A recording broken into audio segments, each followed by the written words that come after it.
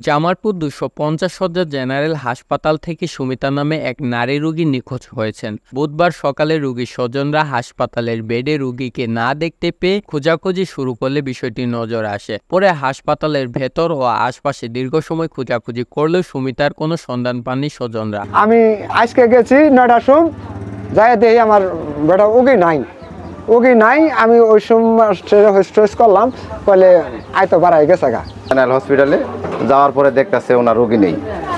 তো আশ্চর্য হয়ে উনি রোগীর আশেপাশে যারা আছে ওদের সঙ্গে কথা বলছে। ওরা বলছে যে উনি তো রাতে চলে গেছে।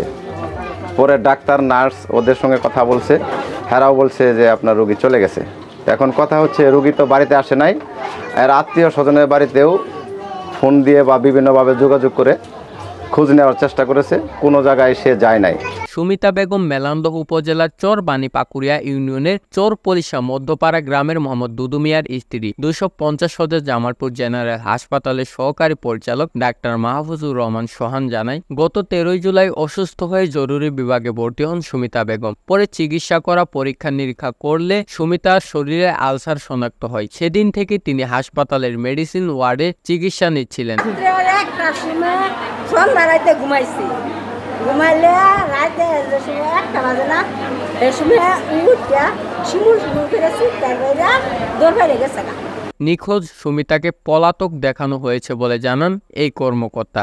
সুমিতা স্বামী দুদু মিয়া মধ্যচর চরপরিসা, এই নামে আমাদের মহিলা মেডিসিন ওয়ার্ডে রোগী ভর্তি ছিলেন, চিকিৎসাধীন ছিলেন। কিন্তু গত রাত থেকে আমরা ওই রোগীকে আর খুঁজে পাচ্ছি না। পাশাপাশি আজকে সকালেও আমার ডাক্তাররা যখন রোগী দেখে রাউন্ডে পরিদর্শনে গিয়েছেন, ওই রোগীকে পাওয়া যায়নি।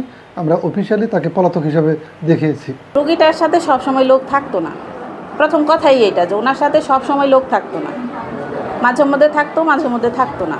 তো গতকালকে যেটা হয়েছে যে আপনার রাতে আমরা আওয়ারলি কাজটা যখন করি ৯টা ১০টা বা করতে করতে ১১টা বাজে, ওই সময় রোগী ছিল, রোগীর ঔষধপত্র দেওয়া হয়েছে।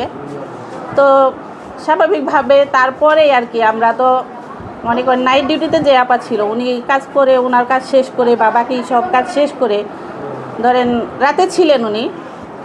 তারপর হচ্ছে পাশের রোগীর কথা অনুযায়ী সকালে যেটা বোঝা যেতেছে উনি ১২টার পরে ওয়ার্ড থেকে চলে গেছেন, কিন্তু তারপরে আর বিছানায় আসেন নাই। আমরা সকালবেলা যে আপা কাজ করতে গেছিলেন উনি পান নাই, যার জন্য আমরা স্বাভাবিকভাবেই একদিন পরে রোগীর ফাইলগুলো পলাতক দেখাই দিই রোগী বিছানায় না থাকলে।